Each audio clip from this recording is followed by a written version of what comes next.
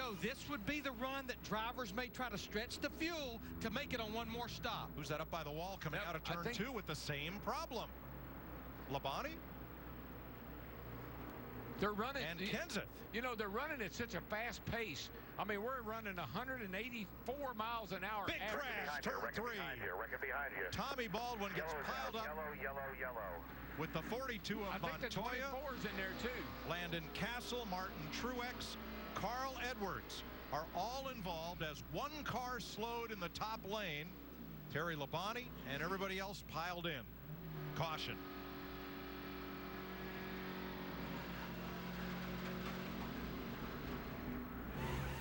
Matt Kenseth onto pit road. Now pit road is closed. They will take a look and see if he was on pit road prior to the caution. Yeah, as long as he got by there before that caution came out, he'll be just fine. Talking about Matt Kenseth, a lot of damage to Dave Blaney's 36 and a host of others. Several cars were running out of gas. Somebody up into turn number 3 stacked them up. Watch the 2 white cars on the inside line as they come to turn 3. Whoa. Looked like Blaney might have hooked. Was that Castle? Castle, I think it was, and that started that. Oh, and then Jeff Gordon gets pounded by Martin Truex Jr. He hit that wall hard, Jeff Gordon did. Now he drove away. Jeff Gordon is okay. Here's another look. Almirola way down inside, and it was not Castle, but Almirola and Blaney who trigger this.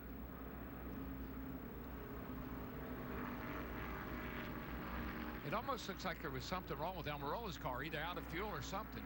We were seeing a lot of drivers that appeared had something going on that last lap before this. Boy, watch Jeff right here. He gets turned up the hill.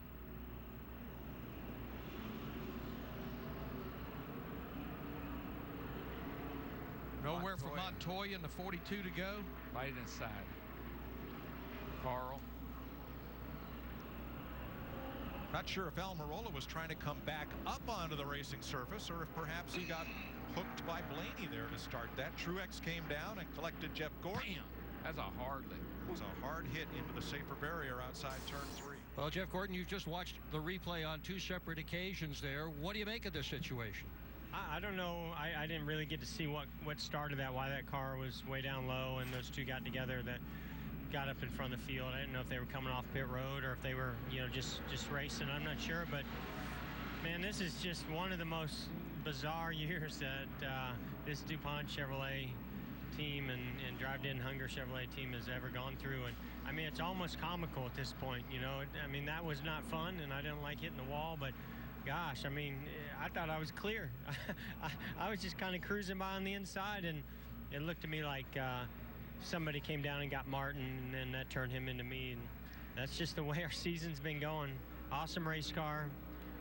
This temp thing is kind of a joke. You know, they're going to have to fix that. We all knew that was going to be a big issue, but you know, when you can't really even race because the temps in just a regular pack are an issue, then you know, we got to address that. So Talladega is different, Daytona temps are different, and we got to recognize that.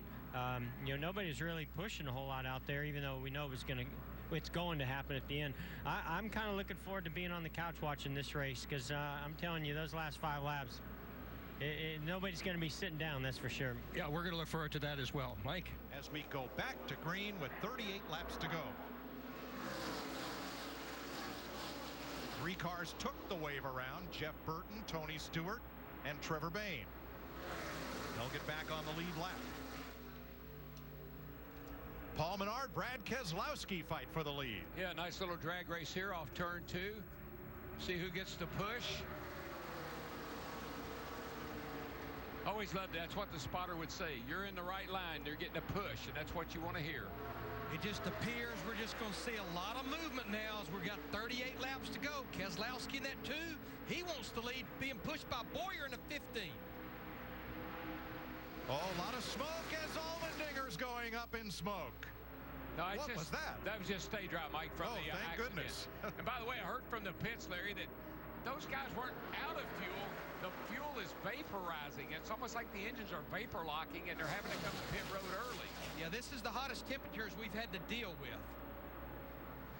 Allmendinger drops to second. No problem there. Just ran through that speedy dry. Let's get down and hear from Carl Edwards. Dick. As he stands beside his wrecked car, Carl, what happened to you? First, I'm glad you're keeping a split screen so I can watch this thing. This is insane. I don't know what happened, but I'll tell you, none of the nuts and bolts came apart on the car. Everything held together, so we got to thank Fastenal for that. People were just running out of fuel, but this is a crazy race. Right now, what you're watching, these guys running 3 wide, bumper to bumper. It's I think the best package we've had here. That wreck was not because of the package. It's because people miscalculated their fuel. So I'll go back in and watch the rest of the broadcast, but thanks to Ford, and I hope Matt or Greg wins in a Ford Fusion. Okay, thank you. He's trying to push. He's trying to push Matt up the hill. Oh, mirrors around. Caution waves. And he catches Trevor Bayne on the way down the banking. That is a tough break. 2 talented young drivers who both had a chance at a great finish today. Caution at lap 176. Not sure the 21 got a lot of damage, maybe a little bit to the rear of the car.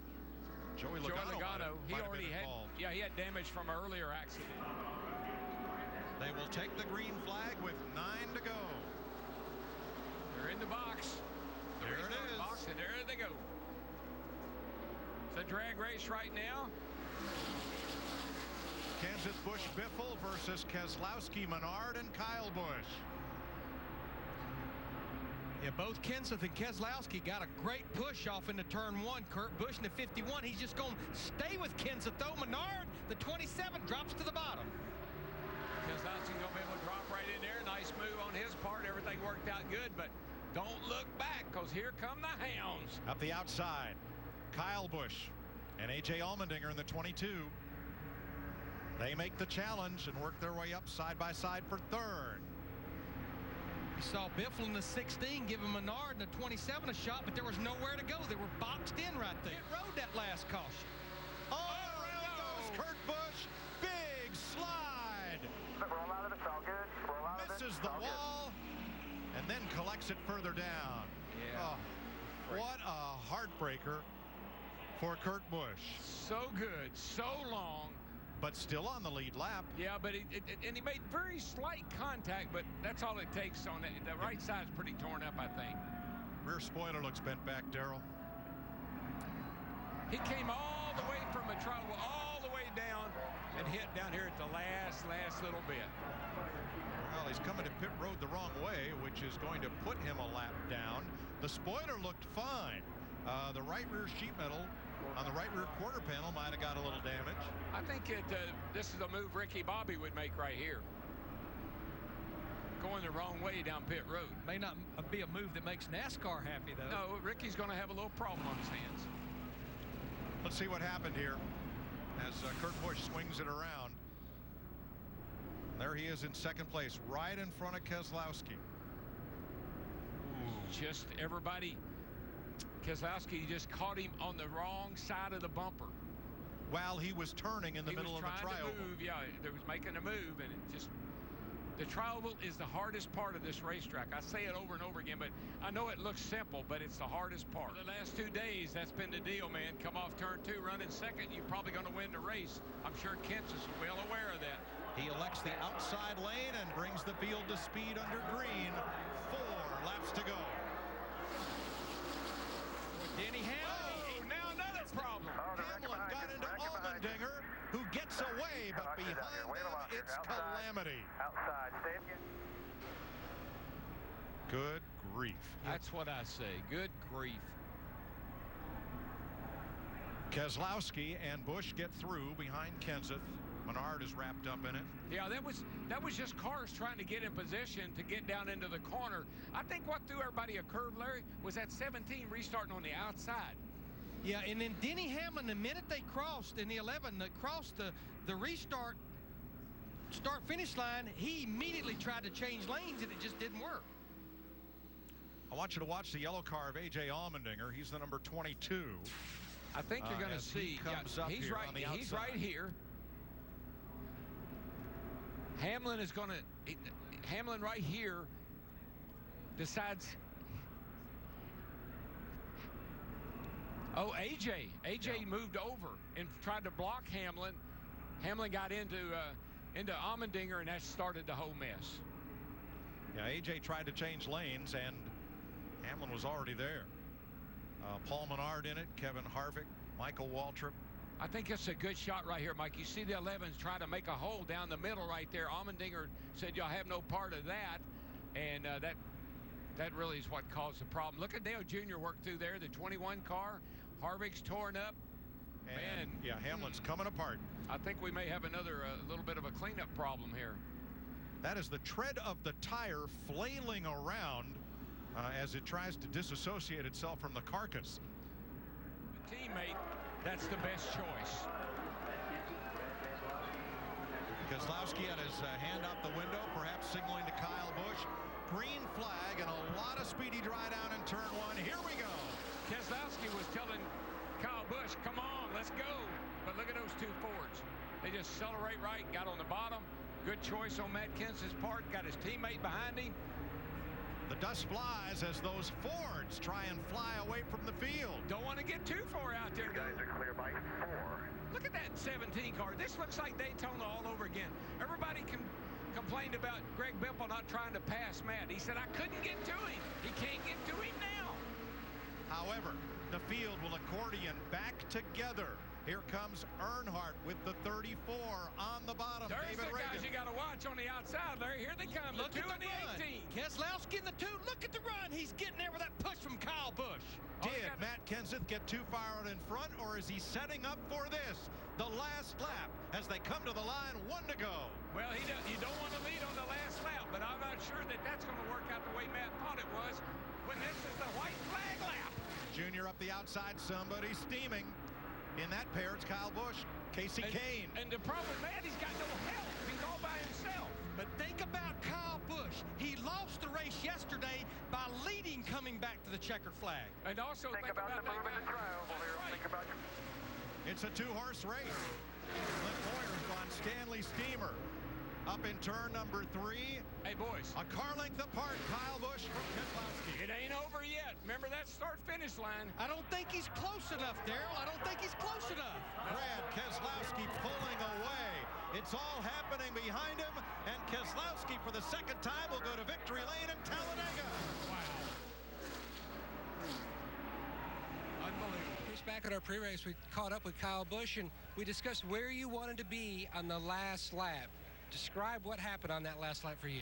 I don't know. We had a great M&M's car all day. Just phenomenal job by this JGR bunch to give me a good piece, and we were running up front there, and I didn't think we got connected soon enough, and they got away from us, and then we did get connected. The 2 and I drove by him, and then it was just a race between him and I, and somehow getting into turn 3, I just got disconnected from him, and once that happened, the race was over. It was all his. So not sure if he did anything. If he did, he's pretty smart, but I think our stuff just come unplugged. All right, good run. Thanks. Brad Keselowski, come on out and celebrate.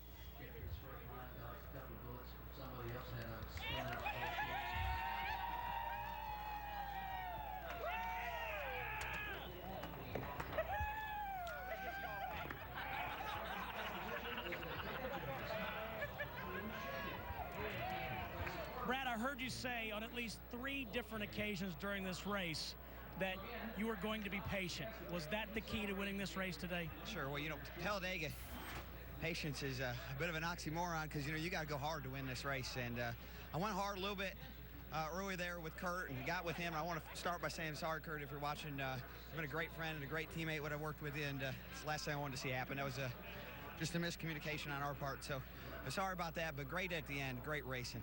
Just awesome. I think it was a perfect combination of the tandem and the pack racing, and it just fit our Miller Lite Dodge perfect. It was just really strong with that combo, and my guys did a great job all weekend. Brad, walk us through your strategy at the end of the race. Well, I'm sure there's a lot of drivers that are going to watch the replay of the last 2 laps, but I had this whole plan if I ever got in that situation where I was leading, and I thought about it and dreamed about it, what to do, and sure enough, going into 3 was just me and Kyle, and I knew the move I wanted to pull, and it worked, because the guy running second should have the advantage, but I had this move all worked up in my mind. Now everybody's seen it and they know it, but I'm glad I was able to get a win with it. I went into turn 3 high and pulled down off of Kyle and broke the tandem up, which was what allowed me to drive on you know, untouched to the checkered flag, but it wasn't easy to convince myself to do that, but it was the right move, and I'm glad it worked. Kyle did a great job. It was nice working with him. You know, we've had up and down history, and it was great to be able to work together to get a 1-2 finish. So I know he wanted to win too, but this win's really big for our Miller Lite team because, you know, 2 wins at the wild card and all that, you know, almost makes you immune to missing the chase. And this team is going to be strong come chase time. The best is yet to come for the Miller Lite Dodge. Congratulations, Brad. Thank you.